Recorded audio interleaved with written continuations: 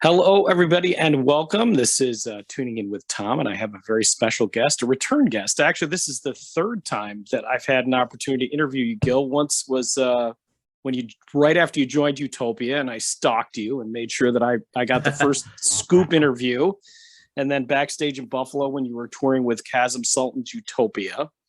That's so right. Here we are today, 2022. And I guess I'll just throw out a quick question. I mean, here you are, 3-4 years since that fateful email from Todd Rundgren. The one I didn't get, you mean? Yeah.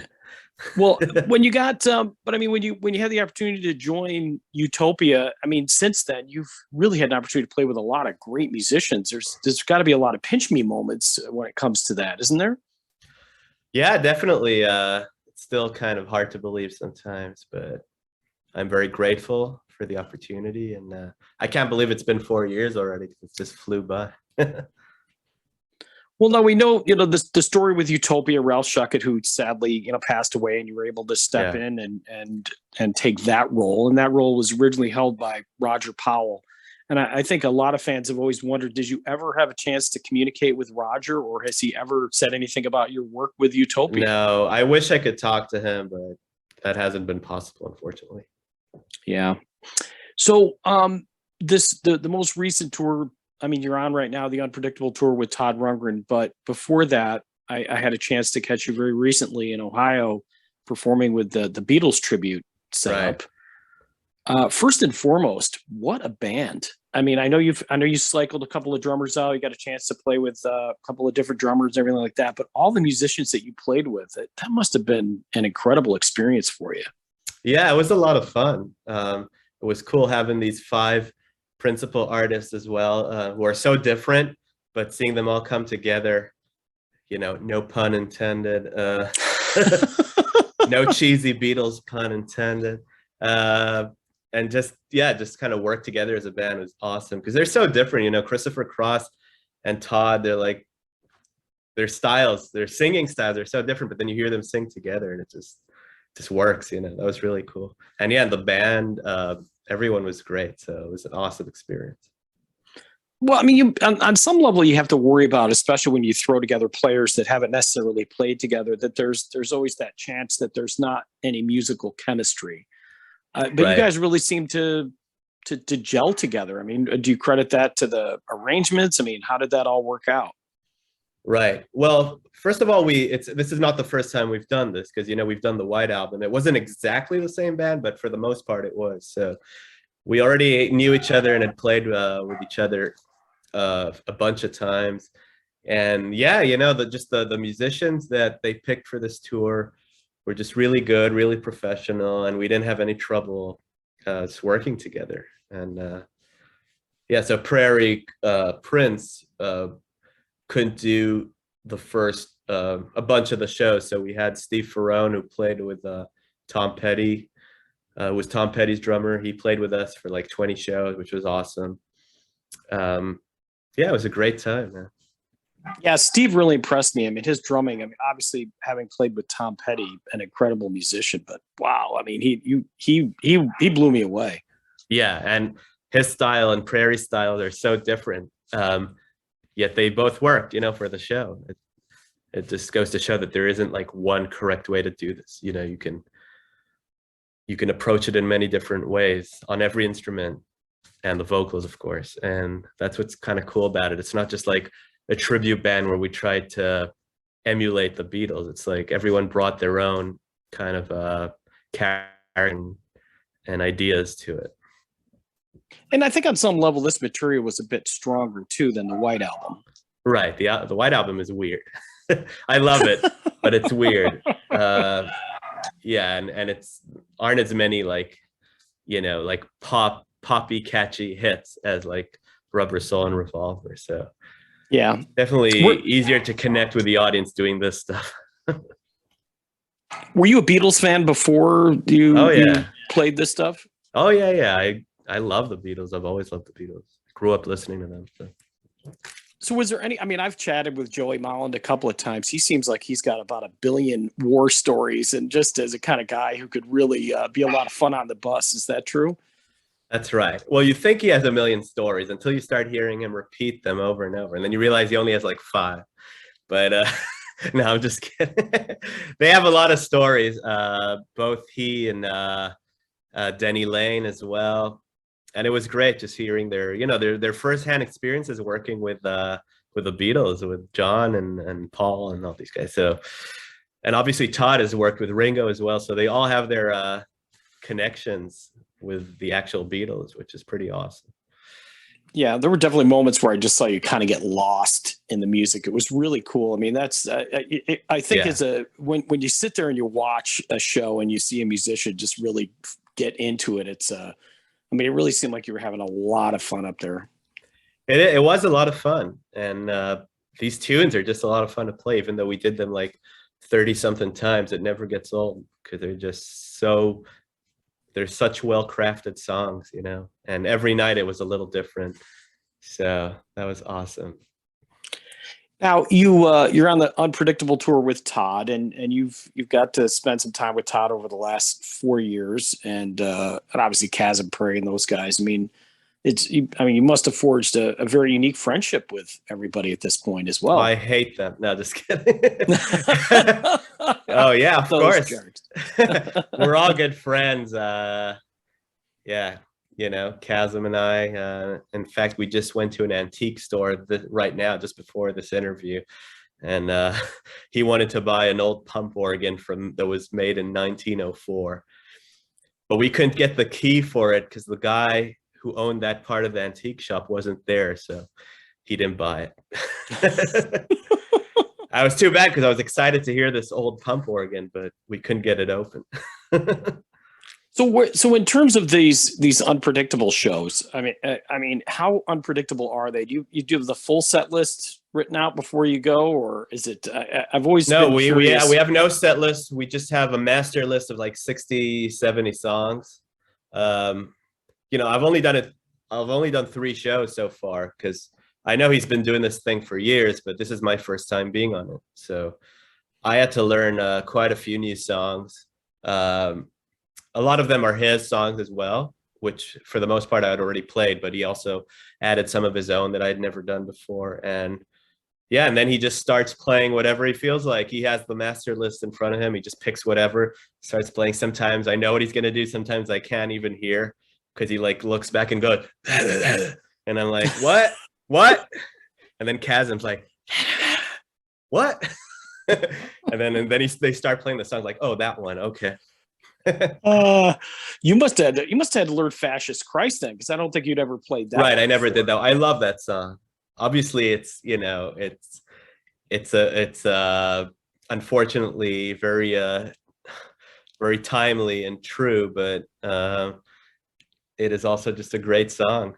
I love that kind of 90s hip hop vibe, almost Beastie Boys kind of thing it has going on. It's cool. Yeah, I'll never forget when that record first came out. I was just in horror, but years later, I just adore that record, and there's a lot of great stuff. But yeah, Fascist Christ, like you said, it's a horrible that they have to kind of revisit it, and maybe Liz Estrada to a certain extent, but I don't think Todd has ever shied away from dealing with political issues anyway. Oh no, he just says whatever he thinks, which is cool. So you've been doing these reels lately on social media, and they are just a gas. Oh, thanks, man. when did you decide to kind of get into that stuff? I mean, you got a great sense of humor. They're not, I don't know, man. They're very entertaining, and I think reels are tough because they're very short, you know. But what's the creative process with that? Well, it's kind of where the world is going right now. You know, everything is like this bite-sized content. Everyone's attention spans just keep getting shorter and shorter. So I kind of realized, you know, a couple of years ago that I have to kind of start making, but also I enjoy it. I'm not doing it just because I have to. I enjoy it. So are you referring to where I draw stuff on the screen, or like? Oh yeah, that one, or you even do like little piano bits where yeah, just all the funny stuff. Yeah, you know, like sense of humor is a big part of my life, I guess. You know, just like I like to make jokes and be silly. So I figured I'd kind of show that side of me on social media as well, instead of just like the serious songs and stuff. And I think it's cool to have, you know, both sides of the spectrum. Yeah, I apologize because my mute button's getting a workout today, because you can probably hear my dogs in the background. And oh yeah, I don't mind that. The one that cool. barks the most is named Kasim. So I a lot Really? of times I spend my day just yelling, Kasim, be quiet. He does bark the most. The real Kasim as well. That's funny. So, but yeah, I love it. I love it too when you do kind of you do the quirky stuff, but it's deadpan. You know, I think that's the stuff that I love. You're just doing this deadpan video, but it's clearly just meant to be humorous. But I enjoy those a lot. And well, I mean, thank you. You've been able to, I mean, just the good thing is too, is that you've been able to expose yourself to a much broader audience, not just through Todd, but I would imagine through, now you got the Christopher Cross fan community, you got the Denny Lane fan community and all that stuff. So how's it been in terms of like transforming your career from being a Portland based musician to now this touring musician and with a pretty decent sized social media following? Yeah, well, you know, it's interesting though, because most of my following actually doesn't come from like Todd's fan base or Christopher's. It's mostly from like more of a video game, younger audience, video game fans and stuff, because I'm a video game fan myself, and a lot of the stuff I make is kind of video game themed. And I've had some viral videos that kind of brought in a lot of new people. So I'd say my audience is this interesting mixture of blend of, like, you know, younger people who are into games, and then Todd's fan base, and, you know, probably I don't know about Christopher's. I don't know.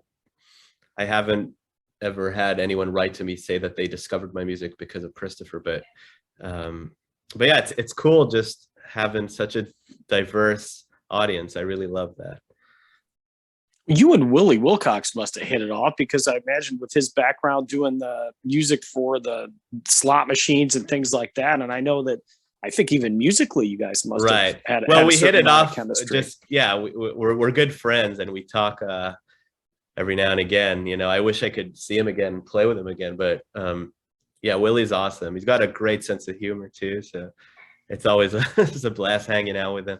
Yeah, you know, the slot machine and video games, not really the same thing, but you know, obviously it's close enough where we can kind of relate.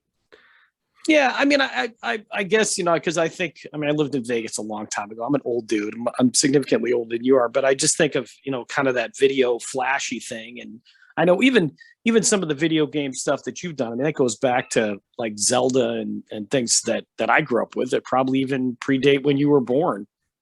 Well, the first Zelda game came out in '86, which is the year I was born. So, yeah, and yeah, I grew up playing video games, and I've been very inspired by them, also by the music soundtracks for them. So it's kind of become a big part of what I do now, like that influence in what I do. And recently I've been doing these videos where I draw something on the screen using the keyboard. Yes, it's kind of hard to explain if you haven't seen it, but so I like to draw stuff from video games, like logos and characters, and like I did a Pac-Man one, and that one like went super viral, got like 11 million views on YouTube. So that's where like most of my new audience has come from. But it's cool also to see like Todd's fans enjoy these videos. So it's nice that, you know, to just kind of bring a diverse audience of different generations together, which is really cool. Yeah, I was trying to figure out how that drawing thing worked, because it almost reminded me of like a player piano sheet where the notes would appear. Is that the similar concept there? Is that how you're? Yeah, I mean, it's similar. It's called MIDI. Do you know what MIDI is? MIDI was basically invented in the '80s as a way for digital instruments to communicate with each other. So basically, what you're seeing is a visual representation of MIDI. So if I play a note, it'll appear on screen. Now, the higher the note, the higher it'll appear on screen. And I try to use that concept to draw something, but to make it sound, musical too. That's the challenge. Instead of just whatever random notes create the image, I try to pick notes that'll actually sound like a tune. And you know, I didn't invent the concept. It's called MIDI art. I didn't invent that concept, but I kind of took the idea and tried to do it live, where I just hit record and I play all the notes in real time and have them draw the thing, which hadn't really been explored before, at least not much, you know.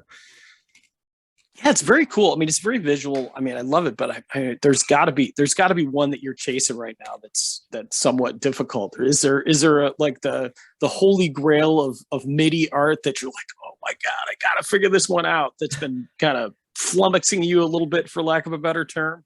Well, I have a new one that I haven't posted yet, where I draw myself. So I'm gonna post that because people kept telling me make a self-portrait. I was like, how would I do that? So it's kind of ridiculous, but you'll see that.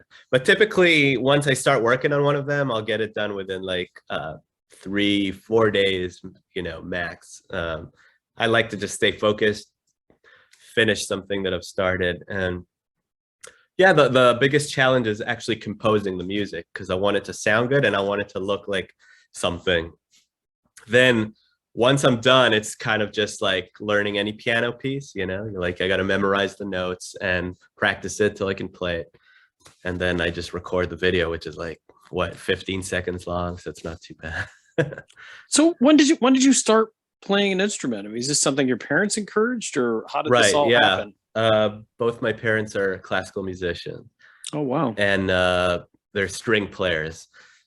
And my dad started teaching me violin when I was 5. I started taking like formal lessons when I was 7, I think. And I played violin for, I don't know, like 6-7 years as a kid. My parents really wanted me to be like classical violinist.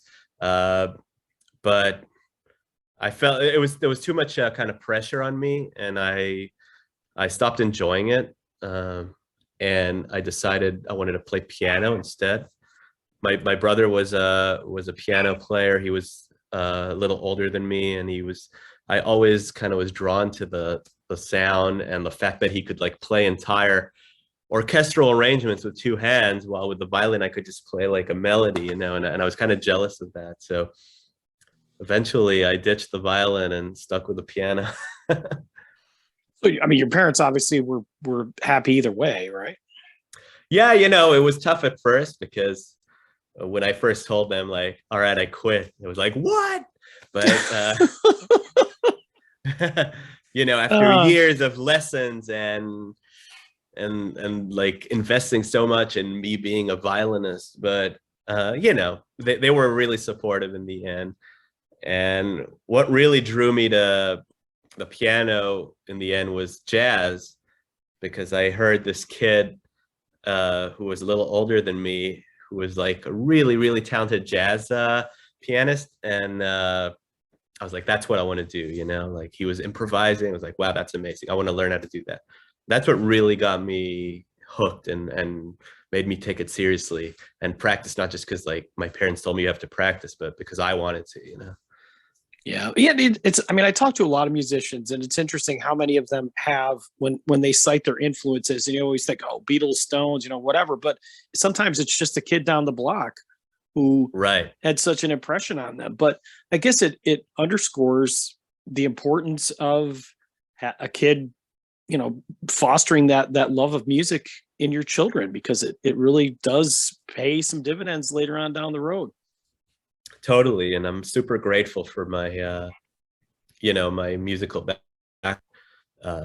It's a good thing that my parents kind of pushed me to play and learn and study music theory and all the stuff, because, you know, if I hadn't studied that, I wouldn't be where I am today, for sure. Yeah, that's very cool. Now, I mean, life on the road, has it been, I mean, I know a lot of people tell me that it can be very difficult, just kind of a pain in the neck to dealing with stuff.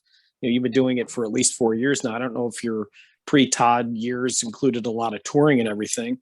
Well, I was doing tours before, but they were like sleep on the couch kind of tours, you know, like, so this is way better than that, for sure.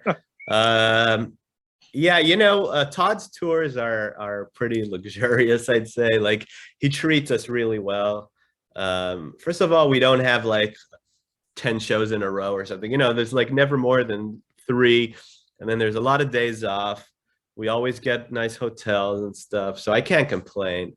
Um, Obviously, like being away from my wife for so long is difficult, but she does come every now and again. I saw her just like a week ago. She came to Chicago. So, it's all good. I'm just really grateful for this opportunity. I think Yeah. I I've been can't blessed enough. complain. I've been blessed to meet your wife a couple of times. She's a big fan, and she's a wonderful lady. So obviously that's got to be tough. What does she do for a living? Just out of She's a curiosity. nurse. Oh, she is a nurse. Wow. Yeah. So even that's some very important work, and this has been probably a rough few years on her. But I guess Right. it's the It same has. thing. It's like you have a passion for music. Obviously, she has a passion for nursing. So that's really wonderful. Yeah, yeah. She's great. She's super supportive. And yeah, it's obviously I miss her being on the road so long, but it's worth it. Yeah. Well, let's wrap up with a quick question, and obviously a thank you. I've just really enjoyed watching your career evolve. It's very Thanks neat, so much. and because sometimes you get these one-off gigs and nobody ever hears from you again. It's just been cool that you've been able to again do some other things and then continue to foster your completely other audience that is beyond the Todd world, which is where I come from. What was the most memorable show that you've had since the kind of post Utopia thing? Maybe that one where you were just like, damn man, this was it. This is great. Oh man, that's really difficult. It's hard because like sometimes the tours just become a big blur in my memory. Like I remember the tour, but I don't remember the specific shows that well. But that's just me because I don't have a very good memory. Trying to think of like one specific show. Could I get back to you on that? Yeah. You know what? I think in some ways that's to your credit, because it must mean that you're having a great experience all the way around, as opposed to, just a few shows that stand out. But right. Because, we're playing the same show every night. Well, not now with Todd, but for like the Beatles thing, it's like pretty much the same thing. So it's hard to pick one specific show. And the audience has been great on every show. Obviously there are some venues that I like better than others, but for the most part, I'm in my own world. I got my ear monitors on. It's like, for me, it's a very similar experience every night. So we did have this one gig at a winery recently for the Beatles. Yeah, that's out by me. Unfortunately, I missed it, but that was fun because it was different. Yeah. It was like early gig, early afternoon in this beautiful landscape view winery, and it was just really inspiring and fun. Yeah, well, very cool. Well, I will see you actually, my first ever Todd Rundgren birthday show at Daryl's house on July 21st. So oh, cool. I'm hopefully going to be birthday. a camper that, well, thanks. I know you and Todd share a birthday. So that must, I wonder, I guess we'll final question. When did you guys realize that you shared the same birthday? And was it like, oh, wow, this is pretty cool, like it was meant to be, or was just we got the same birthday? I think we realized already on the Utopia tour when someone mentioned it. I can't remember what his reaction was. Todd's reaction is usually like, okay, whatever, but I thought it was pretty cool. And it's interesting because I share a birthday with my mom as well. Oh, wow. And with my wife's dad. So it's like, there's some almost like, I don't believe in that stuff, but it's almost like this kind of cosmic significance to this. Yeah, and I think the date is like it's got to be on the cusp of a couple of zodiacal signs too, because mine's like on the cusp of Leo and Cancer, so that's got to be Cancer and something else. Cancer. Maybe Gemini, Cancer, Gemini ish. Maybe I just know it as Cancer. I don't. Yeah, I don't know. Yeah, that's why we get along. We're both Cancers. I knew it. And we both have beards and no We hair. both have so, beards yeah. and no hair. All right. Well, Gil, safe travels, my friend. Always Thanks great so chatting much. with you. I'll look forward to seeing you, I said, in July. And you're not doing the Bowie tour then, are you? Or No. Oh. No. Yeah, I think Oh, I've had well. enough touring for a while. I need a little break. All right. I still Well, have a month fantastic. ahead of me, so yeah. All right. Well, excellent. Thanks so much, Gil. And I will see you. We'll see you very soon. See you on your birthday. Awesome. All right. Thanks, buddy. I appreciate Thank you. it. Take Bye-bye. care. Bye.